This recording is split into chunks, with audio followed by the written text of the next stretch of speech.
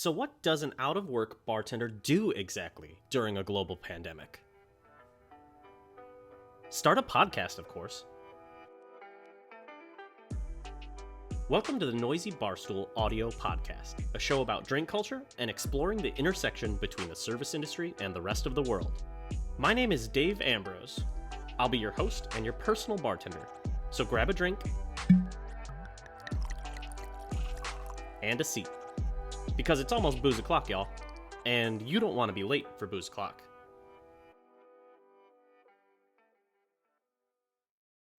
Let's start with a story.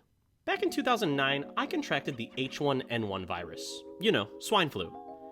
At the time, I was working at a coffee shop owned by the University of Michigan, located on the ground floor of the undergraduate library. I remember one particularly bad afternoon, I even passed out while trying to take a shower. I ended up foggily limping back to my room naked. To this day, I still don't know if I flashed my roommates.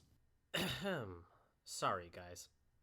Anyway, when it had become apparent exactly how sick I was, I tried to call off of work, but my boss told me I couldn't call off without a doctor's note despite the fever, because everyone else had already called off. All, apparently, with doctor's notes. Essentially, she gave me an ultimatum. Come to work sick, or I don't have a job. So I went to work. And to her credit, so did she. Everyone else really had called off. So the two of us worked that shift together, her right next to me, as I hacked and coughed and sweated through a fever. She got sick several days later, as did a lot of other people, I'd imagine. You see, it was finals time and a lot of people came through those doors. I made hundreds of drinks that day.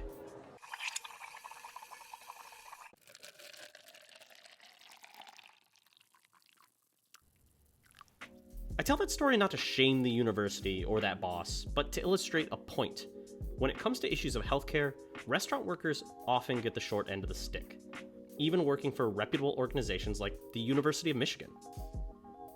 In terms of the current pandemic, service industry workers are on the front lines. We deal directly with people, we clean up after them, and we handle objects they put in their mouths. We are uniquely at risk. The fact of the matter is, if I continue to go to work, as the pandemic expands, my likelihood of remaining healthy goes to zero. It's what's expected of me, and it's something I have come to terms with, because, well, I've lived through it before. Or at least I had come to terms with it. Thankfully for my health, the state of Michigan, that's where I live, temporarily shut down public spaces like bars and dine-in restaurants, which is a responsible move, and one that I don't think restaurants would have done on their own, as my experience with the university's coffee shop showed me. The shutdown might allow me to escape the coronavirus with my health intact, but maybe not escape unscathed, at least not financially. When this whole pandemic business got started, I had a plan. Go to work, make whatever money I could, try and be safe, eventually get sick, and hope to ride it out when it happened. Like I said, I'd come to terms with it. But now, I didn't really have a plan. I didn't know what to expect. And I didn't know what the rest of the industry was going to do. So I decided to ask around. It's definitely been boring in the morning, so getting used to just doing nothing, really. Drinking 9 cups of coffee every day, probably. That's Sydney, an old coworker of mine. My name is Sydney. I'm 25 years old, and I am a New Orleans bartender, currently taking refuge in Austin, Texas. When the situation in New Orleans started getting bad, Sydney left town for Austin so she could be with her family. So she had some perspective on how both cities were handling it. I feel great. I feel like I got lucky for my situation because I was able to get out of New Orleans very, very quickly. You know, the day they shut down all the bars and restaurants, I pretty much just fled town before, things got really bad there and people started getting really, really sick. New Orleans has a history of not handling disaster well, so I was very happy to be out of there for the hard part of it. New Orleans is a city that knows disaster. They deal with it frequently enough that they're somewhat desensitized to it. Hurricanes, boil water advisories, flooding, it's just business as usual. And it's also a place where tragedy, things like funerals, are punctuated with a second line, which is kind of like a personal parade, complete with a marching band, dancing, and drinks, which might be great for morale, but bad for conscientious social distancing. I think in Austin, social distancing is being taken significantly more seriously. Properties and lots and houses are all typically pretty spaced apart in general. So people already have this idea of giving each other space. And in New Orleans, a lot of people like live on top of each other, a lot of duplexes, a lot of shotgun houses that are split.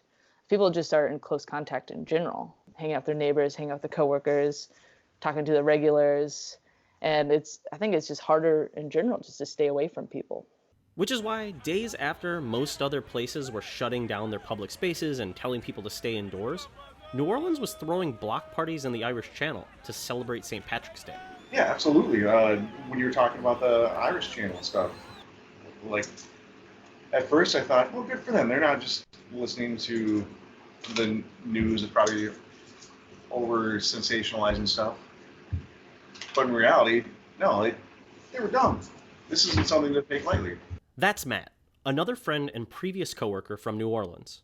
Unlike Sydney, Matt was locked down in the city itself. I'm Matt Brewster. I was a bartender at Avenue Pub on St. Charles Avenue in New Orleans. I'm currently waiting for an excuse to get out of town. I don't think it's safe to cross state lines yet, so I'm going to wait here for a while. In the last few months, Matt had begun taking care of his mother, and he was actually planning on leaving New Orleans in the next few weeks. They were going to move back to her home state, but with Louisiana plates on the car, Matt didn't want to chance the trip. He didn't want to get fined, or worse, be forced into quarantine somewhere in between. I have all the amenities I need to live and support my family, and I'm not going to give up safety over trying to move to my final destination. It seemed like we were all taking the quarantine seriously, but we didn't know how long it would last. And without that knowledge, I was still really stressed out about my financial situation, and honestly, still stressed out about whether or not I'd get sick. So I decided to ask them how they felt. Here's Sydney again. Well, I think the saving grace for bartenders in New Orleans is Mardi Gras just happened. So, that's a couple $1,000. So unfortunately, that's not money that we get to save. It's money that's going to sustain us. I actually have insurance through the bar that I work at, which is cool because all of us at the bar we're technically not unemployed. We're just on reduced hours. So we all get to go back to a job. But for now, we all have generally a lot of security, but we still aren't making any money. But we do have insurance for if we do get sick, which is huge. Sid had budgeted her money well and had health insurance. And it might be the 25-year-old in her, but while she knew the virus was no joke, she didn't seem bothered by the idea of getting sick in the same way that Matt and I were. I mean, I'm currently insured for health insurance. I guess I have enough money to get by. If I were to get sick too, I don't know how much difference that would make. It's a bridge I hope I don't have to cross. I don't know how I can prepare for that, honestly. I also have a 76-year-old woman with a compromised immune system living with me, so it's best that I don't take unnecessary risks. If that were the case, that she got sick, I don't know. I still don't know how to plan for that other than use local hospitals, and she's got her health insurance too, so.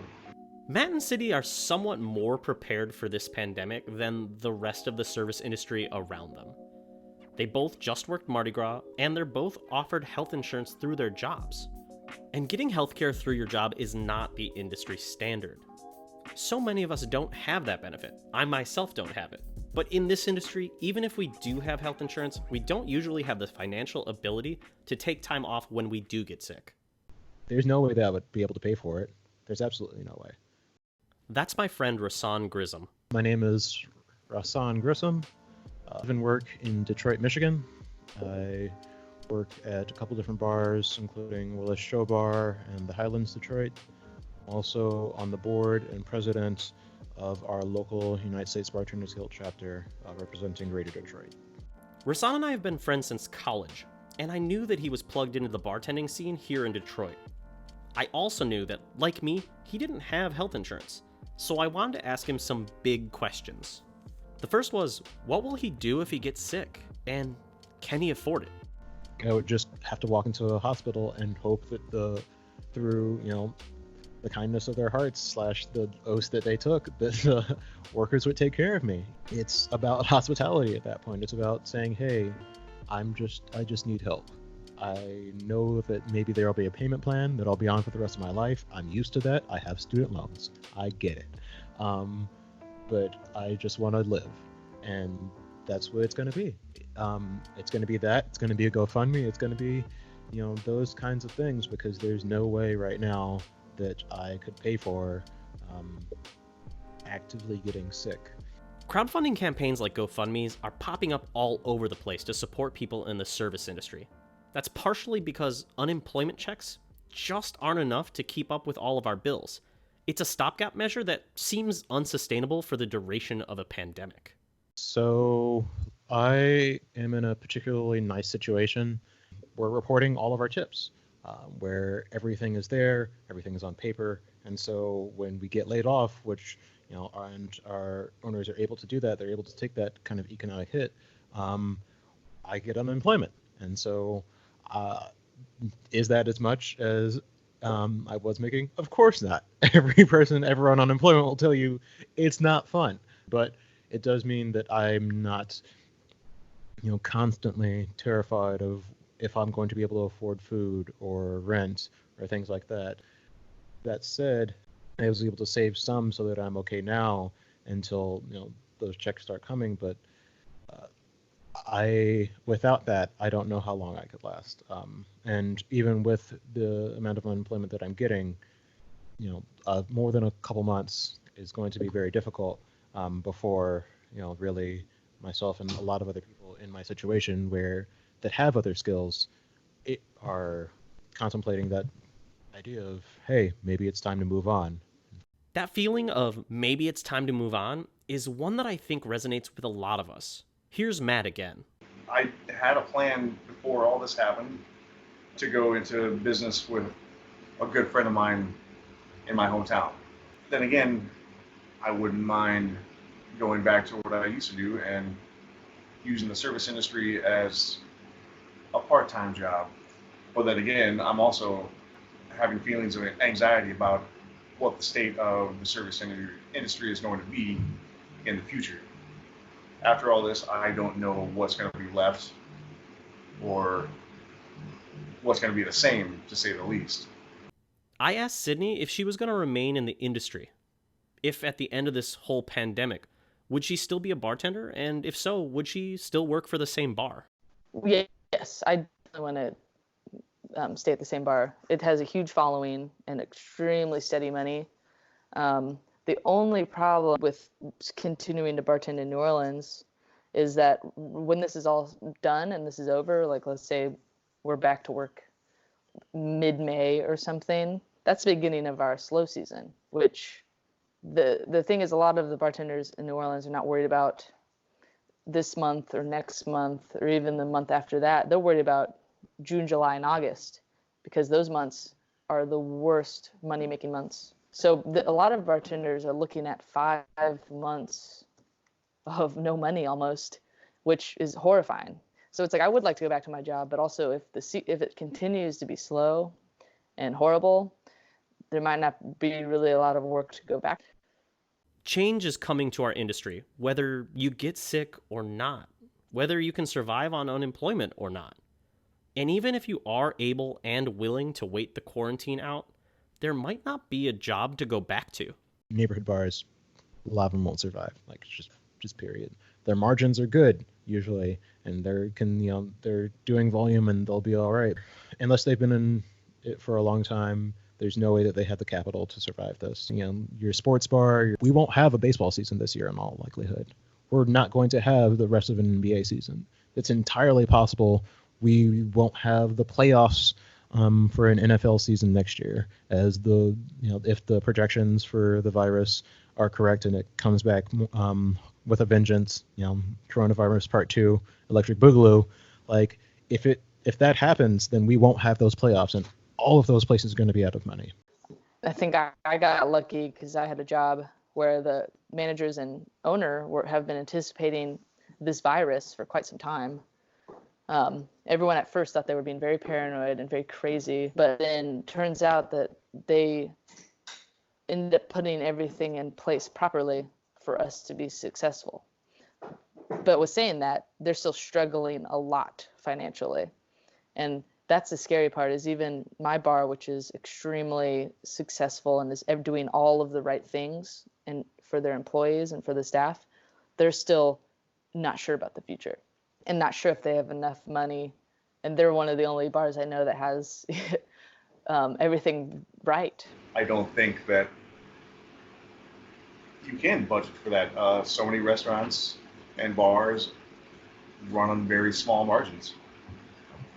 And there's no way to plan for something that travels globally like this. If you're not already a part of a larger restaurant group, you're on that precipice. You always were.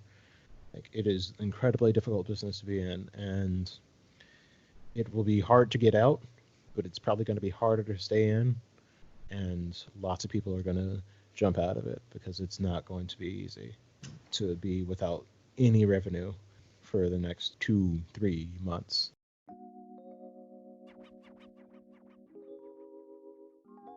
After talking to my friends and many other people in my industry, I still didn't have a plan. What I did have was a better idea of what the problems facing my industry are right now. As terrifying and psychologically exhausting as the pandemic is, it has been useful in bringing to light the systemic problems in the restaurant industry, and it has shown exactly how fragile the current system is.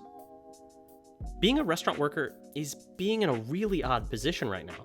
We're an industry that is often forgotten about in terms of public policy, and waiting for substantial relief is part and parcel of waiting for people in other industries to be as screwed as we are.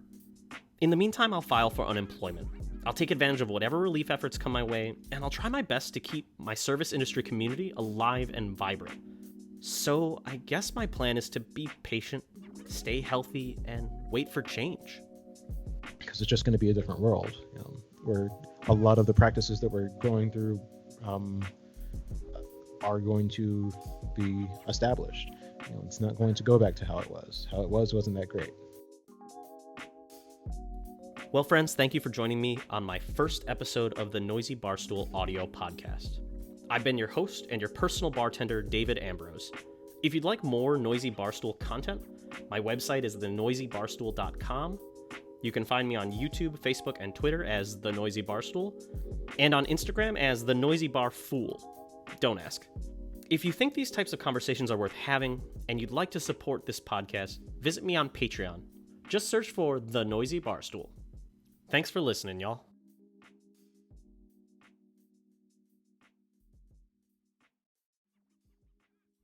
As a bonus, I want to leave you with something Rasan told me the United States Bartenders Guild was doing for its community. It didn't fit into the main narrative of the podcast, but I felt it was important to include it. We are a 501c6 professional organization that is built to help out our craft. We're built to uplift the industry. One of the things that the Bartenders Guild has prided itself on in the past few years has been Bartenders Emergency Relief Fund. We have used that fund to attack various things that have happened in our industry. Obviously, it is being utilized to help families and affected individuals with the current COVID-19 outbreak. This pandemic has given that a significantly different scale, rather than the one-by-one or even the city-by-city disaster relief that we've worked on before. And so it's been a monumental task, but I'm so proud of what people are doing to kind of come to the aid of our community and say, hey, here's something for you. Can't do a lot, but we can do a little bit. We can try and say, hey, here's your phone bill this month. Here's, your gas bill. We know that this stuff is difficult, and so we're going to try and help you out. And so we can't pay people's rent. We can't, pay all their bills, but we can at least put some food on the table and try and help out where we can. I encourage bartenders in need to reach out to your local chapter heads or visit usbg.org.